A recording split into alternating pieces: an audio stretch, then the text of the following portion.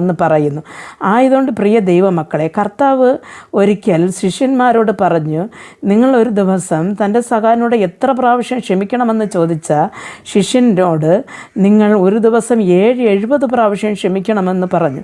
നമ്മുടെ ജീവിതത്തിൽ നാം പലപ്പോഴും ക്ഷമിക്കുന്നവരാണ്. പക്ഷെ പലപ്പോഴും ക്ഷമിച്ച് നമ്മൾ ചിലപ്പോൾ മാസങ്ങൾ, വർഷങ്ങൾ നാം ഒരു കാര്യത്തിലും മിണ്ടാതെ ഇരുന്നിട്ട് എന്തെങ്കിലും കൊണ്ടുവച്ച് നമുക്ക് ഭയങ്കര ഒരു ദേഷ്യം വരാറുണ്ട്. പ്രിയ ദൈവമക്കളെ, അതും പോരാ എന്നാണ് ദൈവം പറയുന്നത്.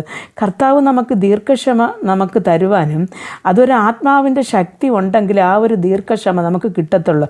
അപ്പോൾ കുടുംബങ്ങളിലോ അല്ലെങ്കിൽ സമൂഹത്തിലോ ചർച്ചിലോ എവിടെയായാലും ഒരു ക്ഷമ ഉണ്ടെങ്കിൽ നിർബന്ധമായിട്ടും അവിടെ പ്രശ്നങ്ങൾ ഒരുപാട് ഒഴിവാക്കാം.